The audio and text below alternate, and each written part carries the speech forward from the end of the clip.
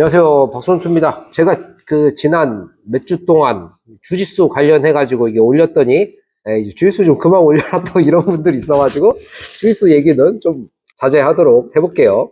제가 아무래도 주짓수 오래 하다 보니까, 그만큼 제가 생각해온 시간이 길어가지고 좀 주짓수 얘기를 좀 쉽게 하는 것 같아요. 그리고 뭐, 흑인이 흑인 욕한다고 뭐 문제가 됩니까? 원래 흑인은 흑인 욕해도 괜찮습니다. 저 정도면 주짓수 욕해도 좀 괜찮지 않을까요? 우리나라에서. 저보다 오래 하신 분들 별로 없는 걸로 알고 있는데. 뭐 여튼 그건 그렇고요. 오늘 좀 주제는 무술이 룰 때문에 어떻게 변해가는지, 어떻게 이게 변한다는 게 꼭 나쁘다는 것도 아니고요. 꼭 좋다는 것도 아닙니다. 장점하고 단점이 둘 다 있는 그런 거라서 오늘은 어떤 식으로 변화를 해가는지 좀 그런 얘기를 해볼게요. 그러니까 첫째로 일단 룰이라는 게 기술을 만듭니다. 이게 뭐 실전이라던가 뭐 MMA라던가 뭐 이런 식으로 룰을 다 오픈을 해놓는다고 기술을 좀 발전하는 게 아니고요. 더 세세한 기술들은 그만큼 빡빡한 룰 안에서 그 룰 안에서 최대한 실전성을 살릴 수 있도록 발전을 하는 게 무술이고 격투기입니다. 그러니까 예를 들어서 처음에 유도의 원래 본체, 그 유술 시절에는 뭐 손목 꺾기, 뭐 다리 잡기, 뭐 다리 꺾기도 있었고요. 그 외에 되게 위험한 관절기나 이런 게 다 있었는데 스포츠화가 되면서 거의 다 사라졌죠. 특히 그 IOC 올림픽 종목 들어가고 그러면서 관중 친화적으로 던지기 위주의 스포츠로 딱 변화가 되었습니다. 그래서 한판이라는 개념이 생겨났죠. 그래서 그 다음에 저도 그 예전에 기억을 하는데 올림픽 때도 다리 잡기가 막 됐었는데 옛날에 막 몽골 선수, 막 이게 몽골 씨름 하던 선수들, 막 레슬링 하던 선수들 이런 선수들이 와서 그냥 태클 원툴로 해가지고 막 금메달 따고 그런 장면들이 몇 번 나오고 나서 다리 잡기를 아예 금지를 시켜버리더라고요. 그런 거를 보면은 결국은 룰을 많이 개방해갖고 하다 보면은 세세한 기술이 발달하기보다는 그냥 다른 운동하고 특장점 자체가 아예 없어져 버리면서 정체성이 사라지는 그런 일도 생겨납니다. 만약에 그게 허용이 돼버리면은 그냥 레슬링 하던 선수들이 와서 태클, 원툴로 해서 유도 한 판 만들고 이런 식으로 흘러가는 경우가 있어 버리니까 그러면은 레슬링은 남고 유도는 없어지고 좀 이런 상황이 있을 수도 있죠. 당연히 뭐 레슬링이 더 IOC에서 위험한 상황으로 저는 알고 있긴 한데 예, 그만큼 다리 잡기가 안 되고 나서 또 이 상체를 이용해서 도복을 이용해서 던지는 기술들이 엄청 세세하게 발달을 했습니다. 다리 잡기가 계속 허용이 됐었으면은 그렇게 상체가 기술이 발달하기가 더 어렵지 않았을까? 좀 이런 생각이 듭니다. 자, 그리고 뭐 주짓수 얘기 뭐 잠깐만 할게요. 예, IBJJF 요거에서 히로기나 슬램이나 이런 게 다 금지가 됐죠. 저 옛날에 주짓수 처음 했을 때는 뭐 클로즈 가드 잡히면은 들어서 찍어라 뭐 이런 식으로 하고 그랬었는데 예, 그런 건 당연히 금지가 됐죠. 그러니까 그렇게 그런 기술들이 금지가 되면서 기술 트렌드 자체가 가드 패스 그리고 뭐 라펠 활용하고 이 포인트를 어떻게 가져가서 운영을 하냐 이런 세세한 주짓수 기술이 되게 발달을 하게 되었는데요.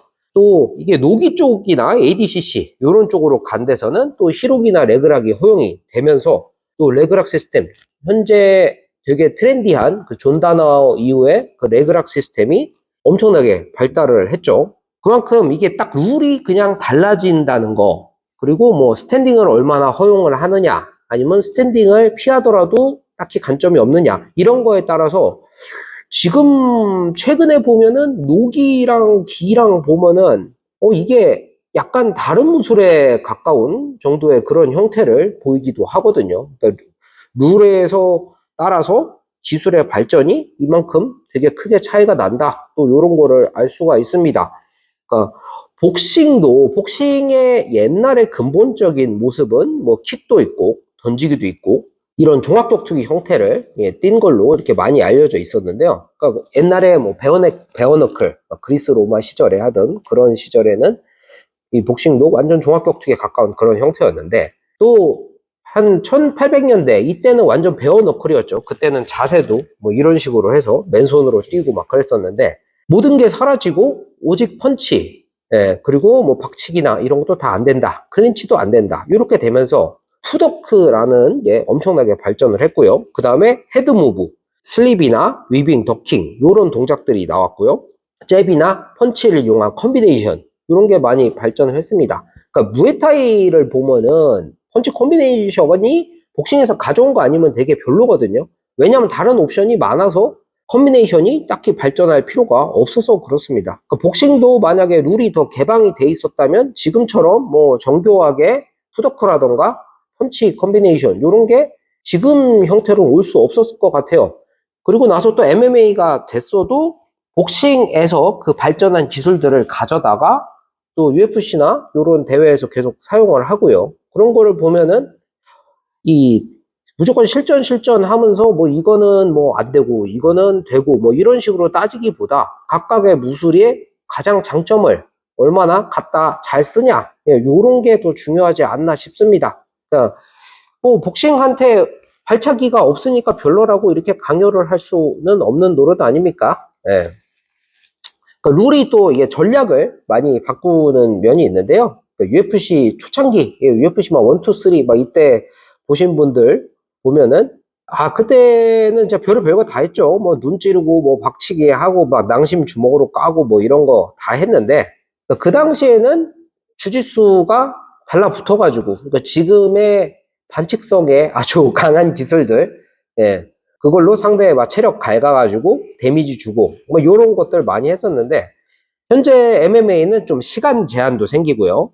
이게 너무 교차하게 되면 스탠딩에서 막 리셋 시키는 것도 있고 글러브 이용하고 그런 것도 있고 그리고 뭐 니킥이나 사커킥이나 이런 거 제한도 많이 생기고 그러면서 현대의 종합격투기에 맞는 그런 선수들이 많이 나온 것 같습니다. 요즘 가장 최근 트렌드는 레슬링 기반으로 압박을 하고 거기다가 타격에 이 잘 치는 선수들이 살아남는 그런 구조가 된 것 같습니다. 그리고 좀 전체적으로 룰 때문에 사라지는 기술들 이런 거를 좀 보면은 유도 같은 경우는 다리 잡기가 금지됐죠. 그래서 더블렉, 싱글렉 이쪽 기술들 싹 다 사라졌습니다.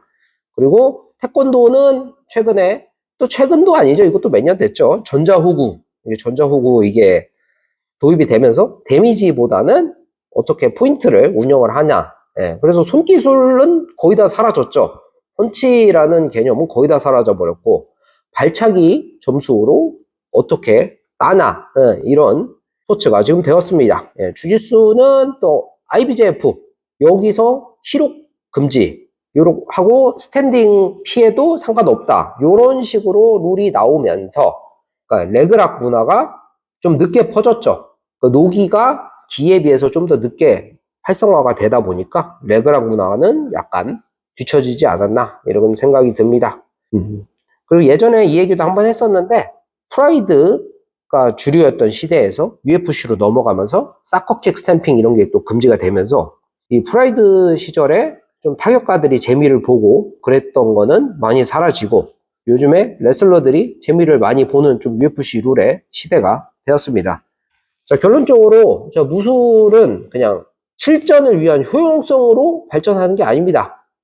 결국 무술은 같은 무술을 하는 사람들끼리 어떻게 하면 더 실력을 늘리고 어떻게 하면 어떻게 하면 서로 강해지는 좀 교류를 하냐 이런 거에 따라서 룰이 허용을 하는 거는 더 발전을 하고 룰이 금지하는 거는 좀 사장이 되고 이런 식으로 시대에 맞춰서 흘러가는 거니까 단순히 어떤 무술이 꼭 실전을 위해서 존재를 하고 꼭 뭐 격투기 자체가 강해지기 위해서 존재하고 이런 거는 아니라는 생각이 듭니다. 예. 이렇게 하다 보면은 무술의 정체성도 또 맞춰서 변해 갈 텐데 다들 하시는 거 재밌게 즐기고 뭐 우열 같은 거 이렇게 생각은 별로 안 하셔도 괜찮을 것 같습니다. 네, 감사합니다.